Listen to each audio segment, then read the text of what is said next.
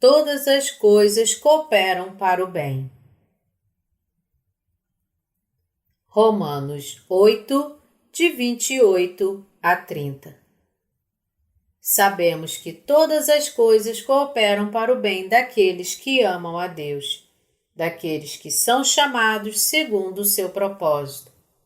Porquanto, aos que de antemão conheceu, também os predestinou para serem conformes à imagem de seu Filho, a fim de que ele seja o primogênito entre muitos irmãos. E aos que predestinou, a esses também chamou. E aos que chamou, a esses também justificou. E aos que justificou, a esses também glorificou. Hoje, gostaríamos de falar sobre uma passagem de Romanos 8. Está escrito que Deus nos predestinou, chamou e glorificou a nós que estamos em Jesus Cristo, o Filho de Deus. Falaremos sobre isso e também sobre como as pessoas entendem a doutrina da santificação gradual. Romanos 8, 28 diz: Sabemos que todas as coisas cooperam para o bem daqueles que amam a Deus, daqueles que são chamados segundo o seu propósito. Temos que pensar quem são aqueles que amam a Deus. Todas as coisas realmente cooperam para o bem? Assim disse Deus.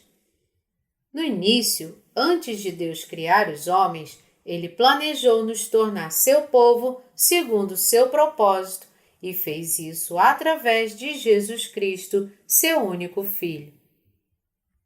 Devemos lembrar que no Jardim do Éden estava a árvore do conhecimento do bem e do mal. Por que Deus plantou esta árvore?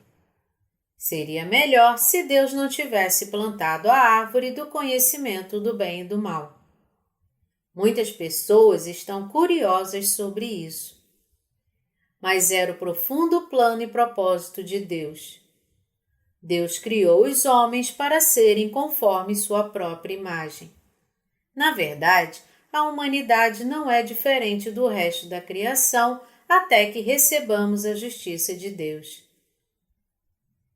Por que Deus plantou a árvore do conhecimento do bem e do mal? É por isso que devemos saber a razão pela qual Deus disse a Adão e Eva para não comerem da árvore do conhecimento do bem e do mal. Qual foi a razão? Era para manter os seres humanos sob a lei de Deus e torná-los seus filhos para redimi-los através de Jesus Cristo. Toda a justiça de Deus está escondida na palavra. Todas as coisas cooperam para o bem daqueles que amam a Deus. Como Deus disse, sabemos que todas as coisas cooperam para o bem daqueles que amam a Deus, daqueles que são chamados segundo o seu propósito. Romanos 8, 28. Nós devemos encontrar a resposta para essa questão no Evangelho da Água e do Espírito dado por Jesus Cristo. Para fazermos isso, devemos primeiro reconhecer o Evangelho de Deus. Então, descobriremos que tudo o que Deus planeja e faz é bom. Mas para entender essa verdade, devemos nascer de novo pela fé no Evangelho da Água e do Espírito.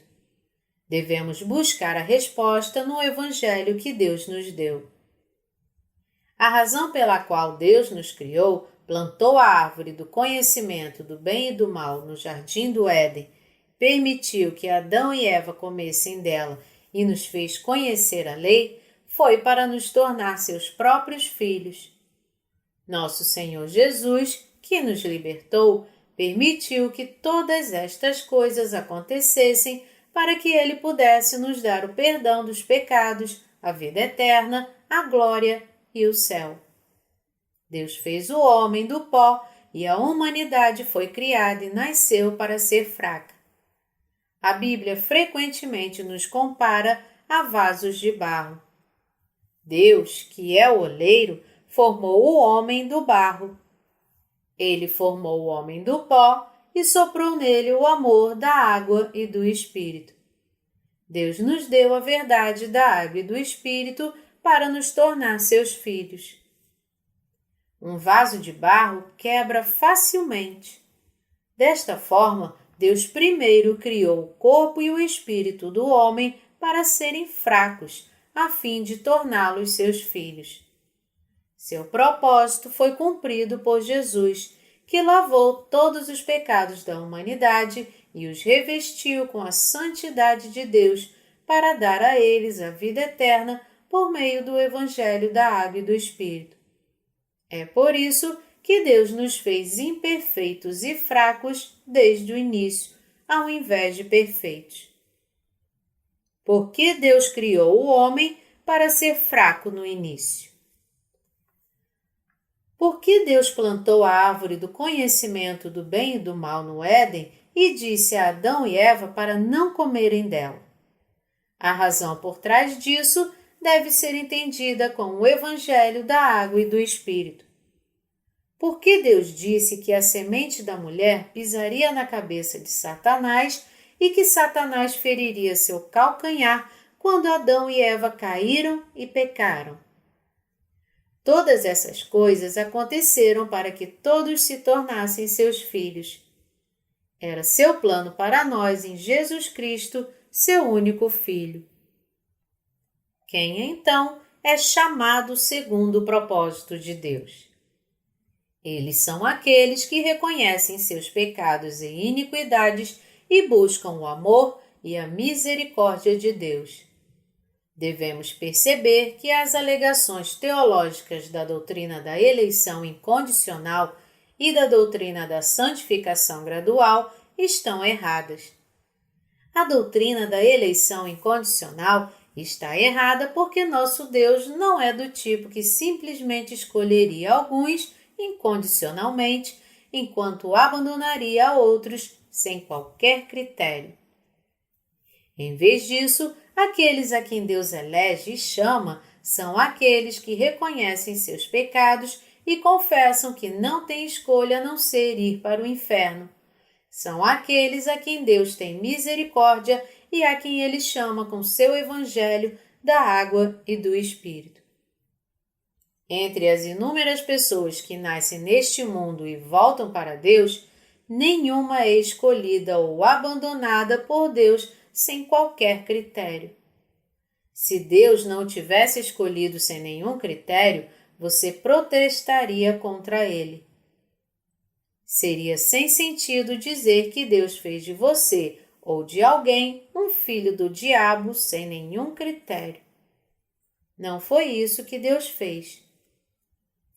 Se você não foi escolhido por Deus, é porque você não crê no Evangelho da Água e do Espírito.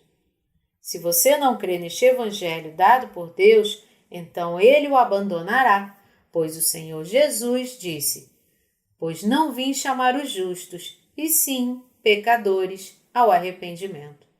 Mateus 9, 13. O que os teólogos fazem, infelizmente, é tentar transformar nosso Deus em um Deus dogmático e prejudicial. Quem são os chamados segundo a vontade de Deus? Os chamados por Deus são os pecadores que estão à beira do inferno. Eles vêm a Deus e confessam que merecem ir para o inferno porque são fracos e não têm escolha a não ser desobedecer aos seus mandamentos até morrerem. Deus chamou os pecadores e purificou seus pecados com o Evangelho da Água e do Espírito. Ele chamou aqueles que não tinham escolha a não ser serem mandados para o inferno e os libertou de seus pecados com o Evangelho da Água e do Espírito.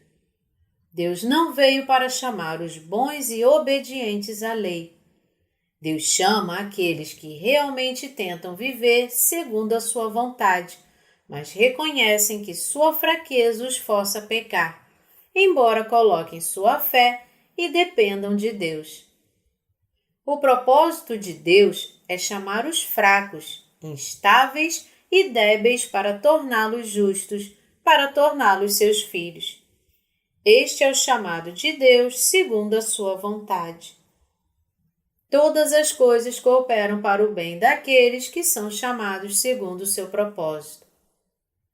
Nós devemos crer no chamado de Deus. Não devemos dizer que cremos em Jesus por qualquer motivo. Essa fé não é a fé adequada. A fé correta é aquela que crê no Senhor Jesus segundo o propósito de Deus, o batismo e o sangue de Jesus Cristo, com a qual podemos nos tornar seus filhos. É a vontade de Deus nos tornar seus filhos sem pecado quando reconhecemos e aceitamos seu propósito. Essas são as pessoas que Deus realmente ama e chama. Quem são os escolhidos por Deus?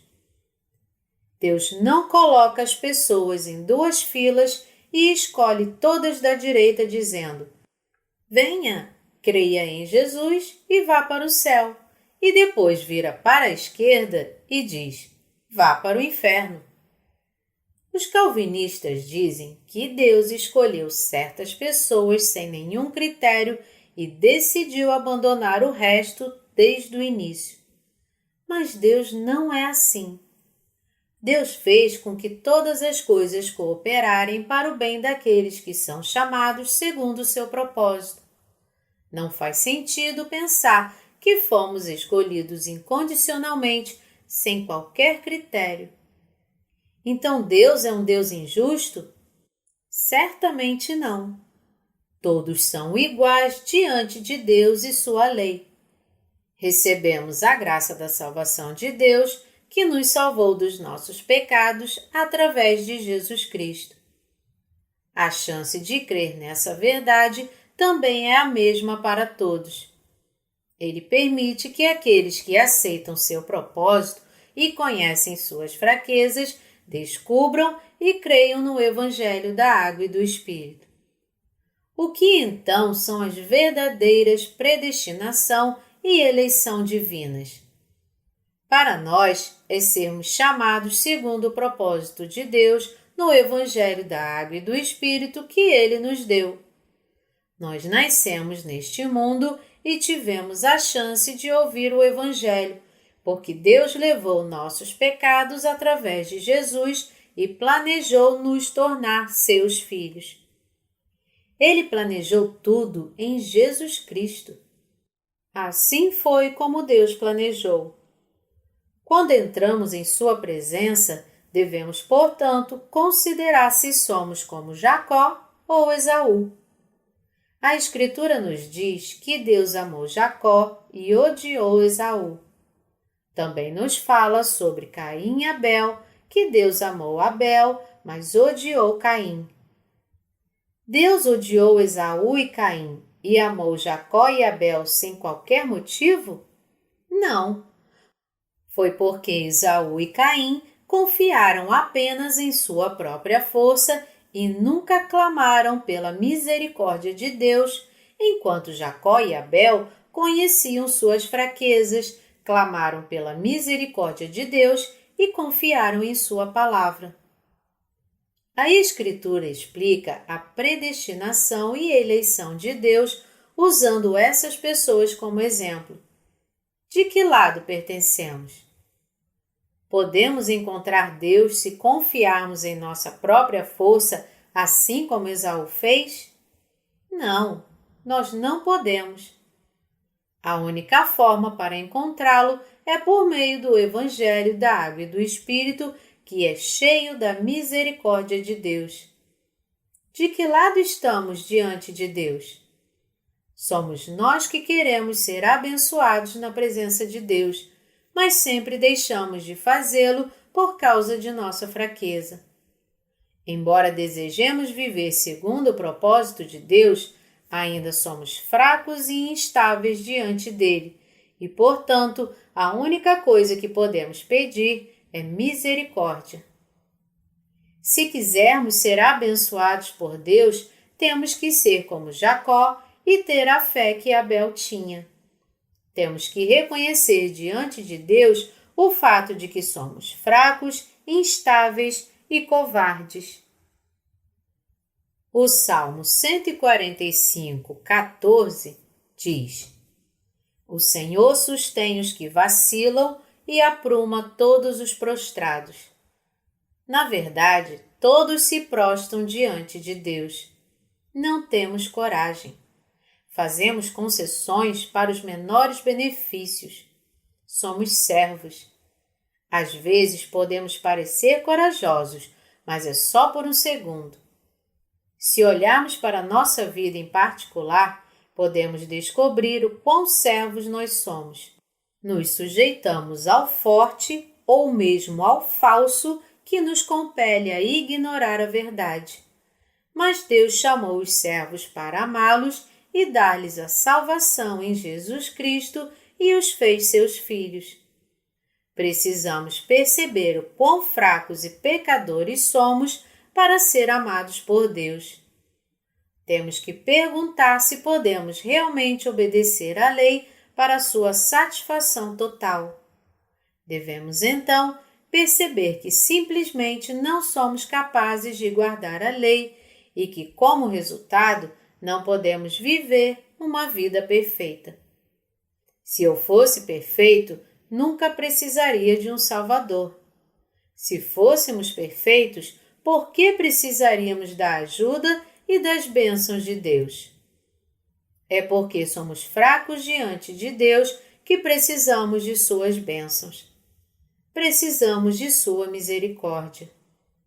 A compaixão de Deus por nós foi tão forte que Ele enviou seu único Filho e fez levar todos os nossos pecados sobre si para nos libertar deles. E Deus julgou Jesus pelo pecado em vez de nós, para que pudéssemos ser libertos do pecado. É nisso que devemos crer. Somente com essa fé podemos nos tornar os filhos amados de Deus.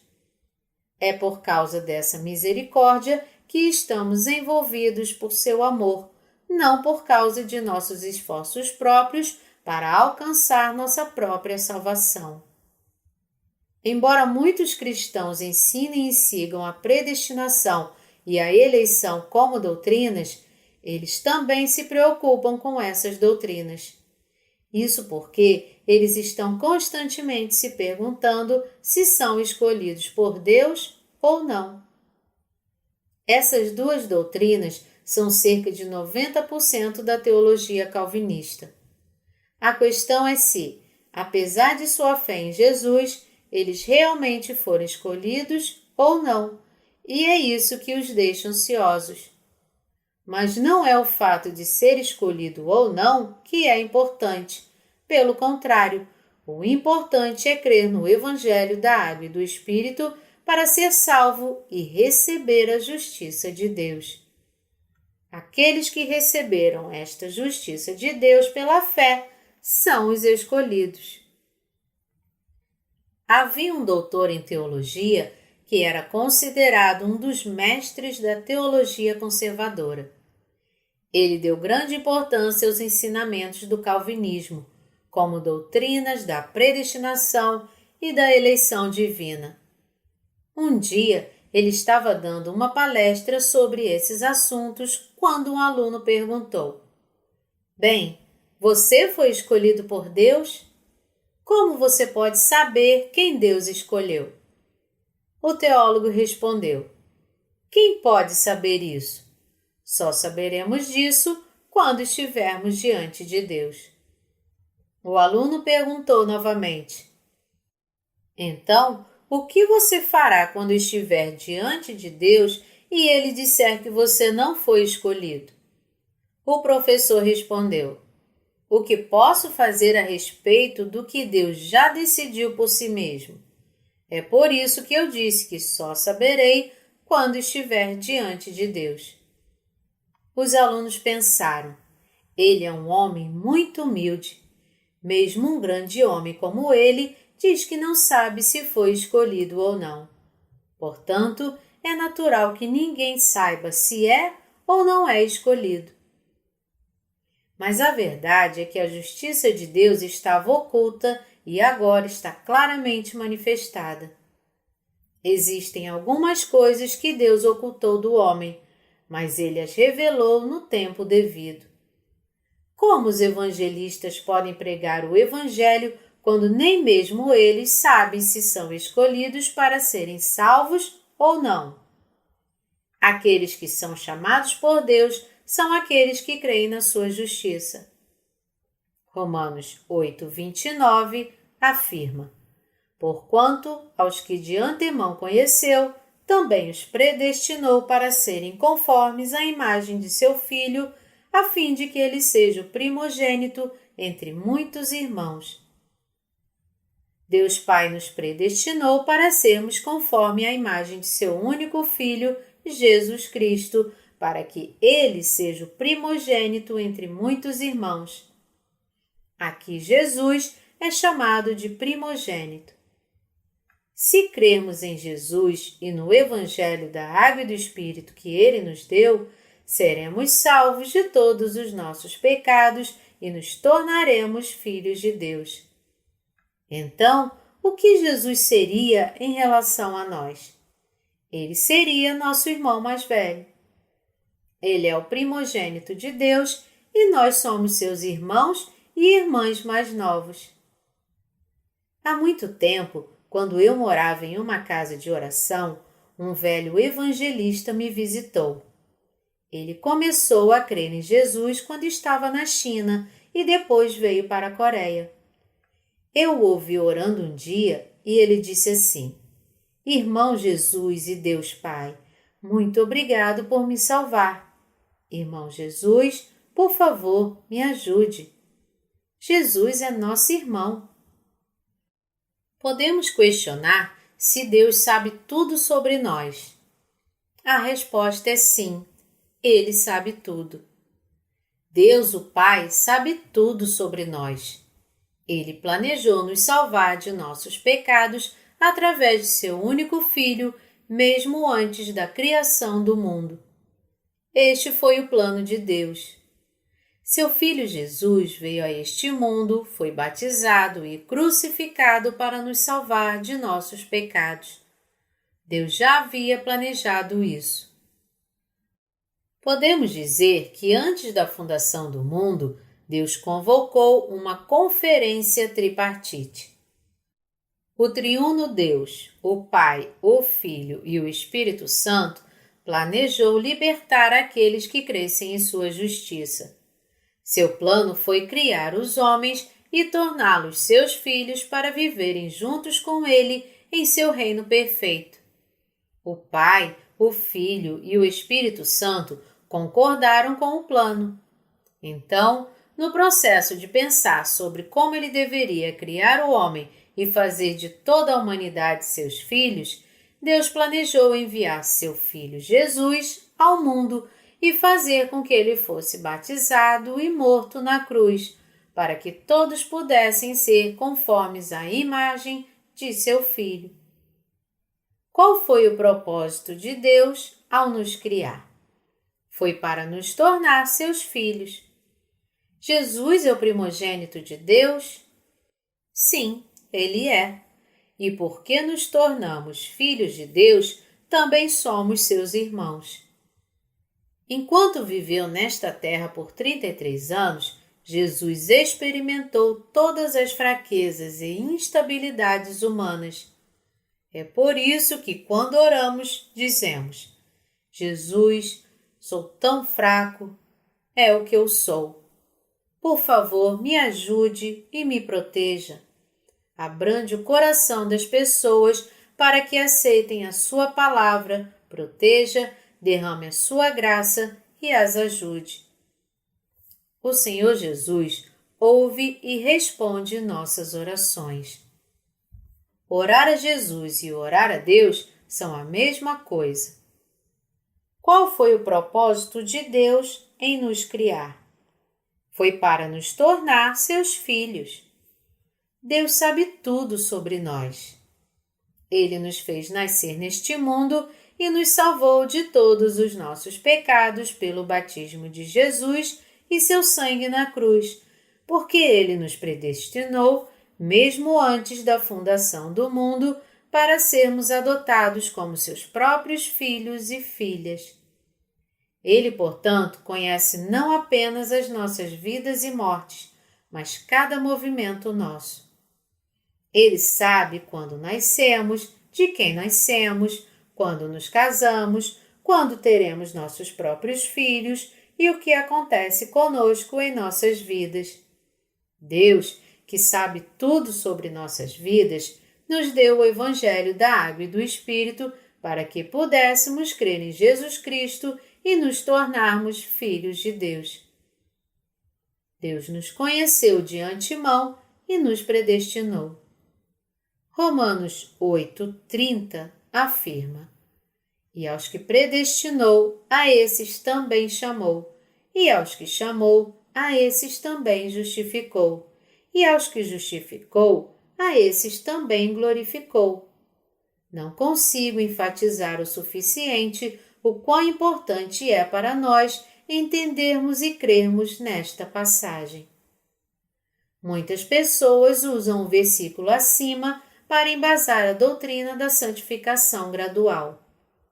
Com base nesta passagem, que Deus nos predestinou, nos chamou, nos justificou e nos glorificou, eles dizem que ainda que tenhamos pecado em nossos corações, Deus nos considera sem pecado e que após um período de santificação seremos glorificados como se houvesse etapas para se tornar santo. Deus não predestinou todos os pecadores para chamá-los em Jesus Cristo? Ele nos chamou e ainda assim algumas pessoas não respondem ao seu chamado. Eles são como Esaú e Caim. São aqueles que serão enviados para o inferno. Na misericórdia de Deus.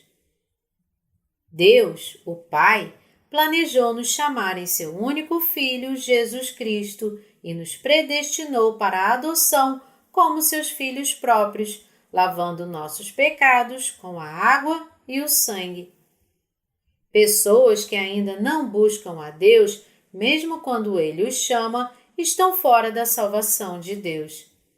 Essas pessoas são excluídas de sua graça e vão para o inferno.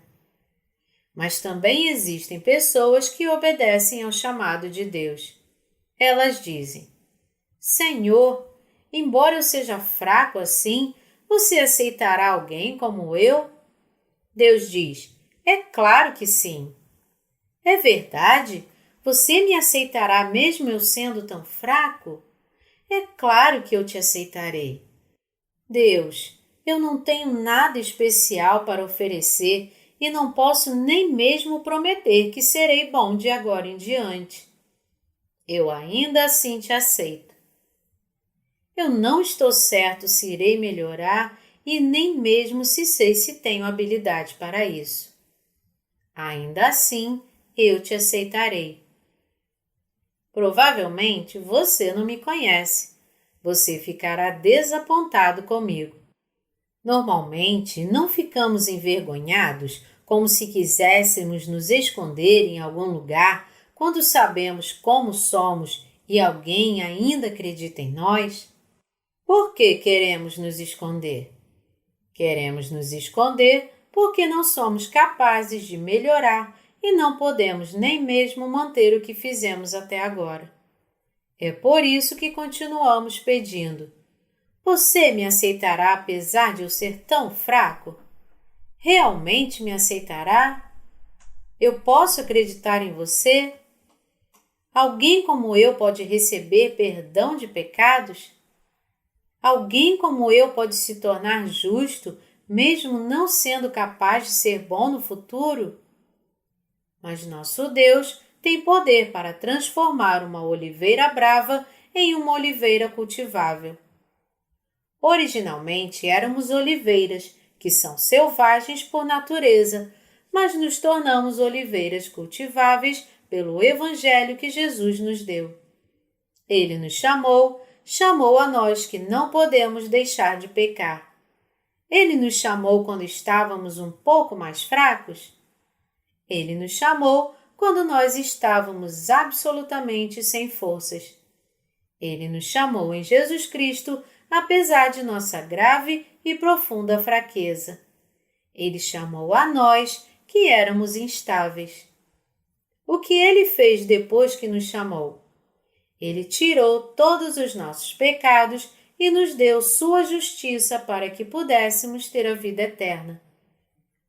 Como ele fez todas estas coisas?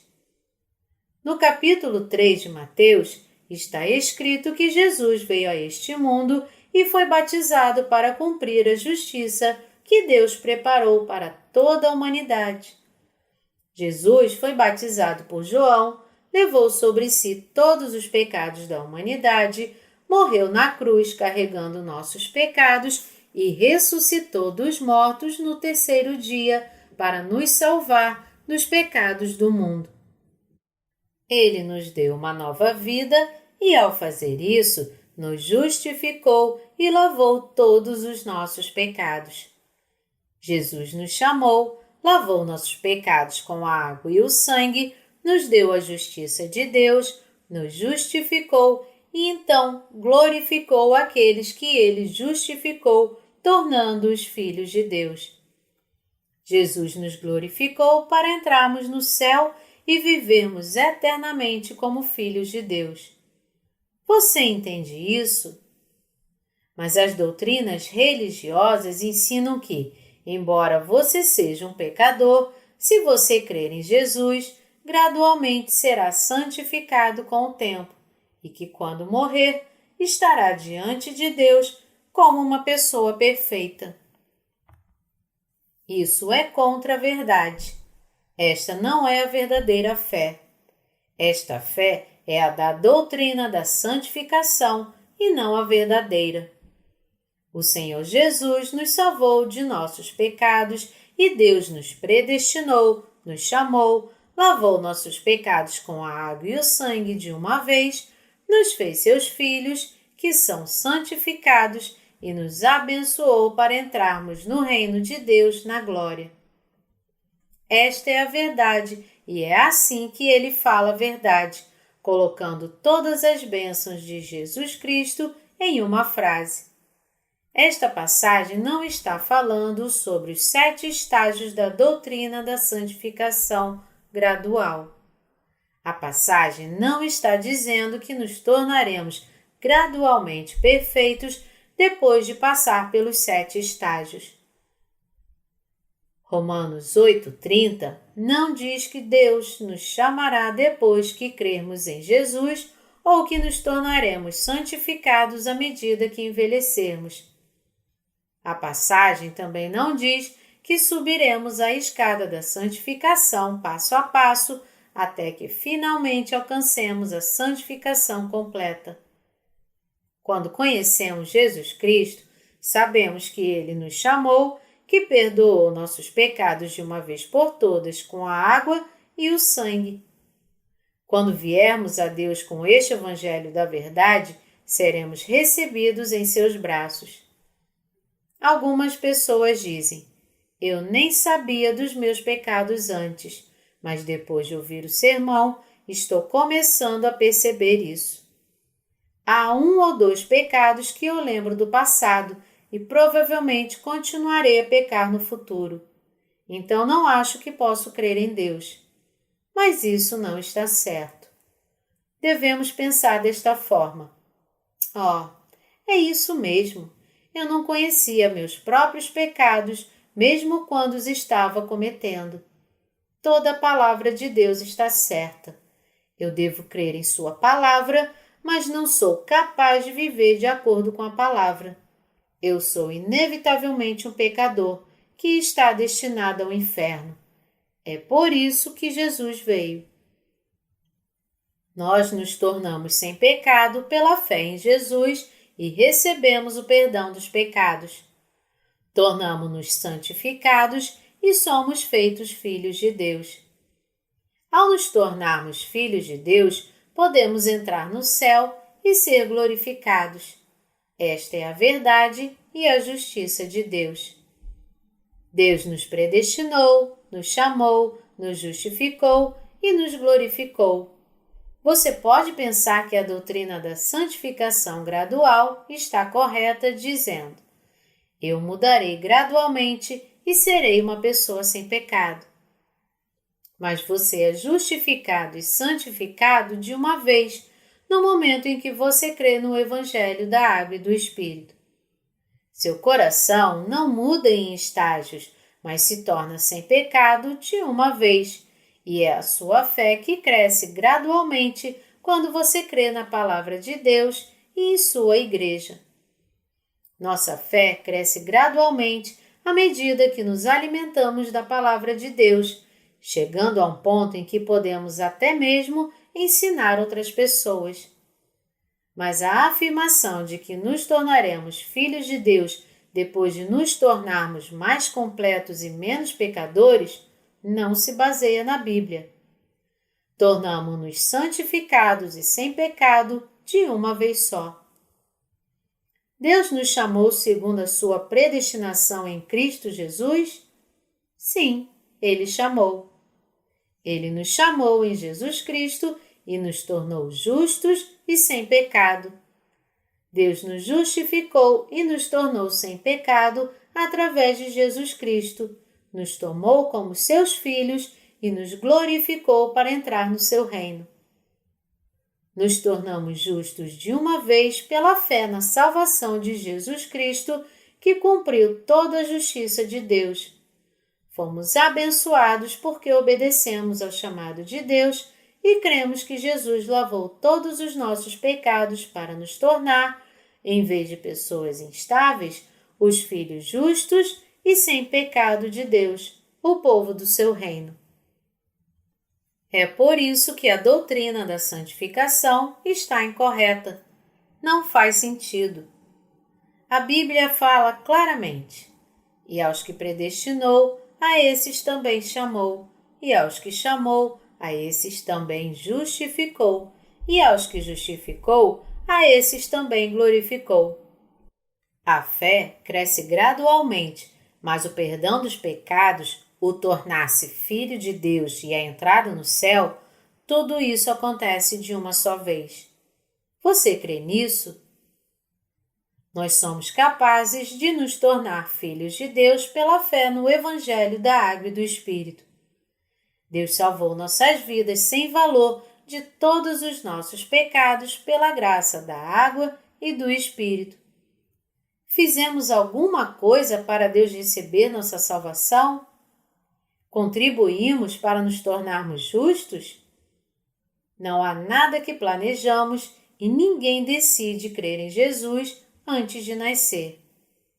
Existe alguém que opta por crer em Jesus enquanto ele ainda está no ventre de sua mãe? Ouvimos a verdade daqueles que pregam o Evangelho da Água e do Espírito. Percebemos que é a verdade e pensamos conosco: não temos escolha a não ser crer nisso.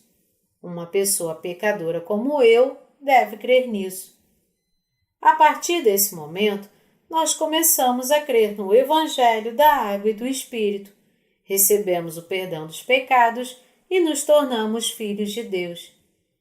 Somente os justos são filhos de Deus. Deus os glorificou para sempre com as riquezas e honras eternas do reino dos céus. Isso é ser glorificado. Deus deu suas bênçãos aos crentes que aceitam o Evangelho da Água e do Espírito. Louvado seja o Senhor Jesus!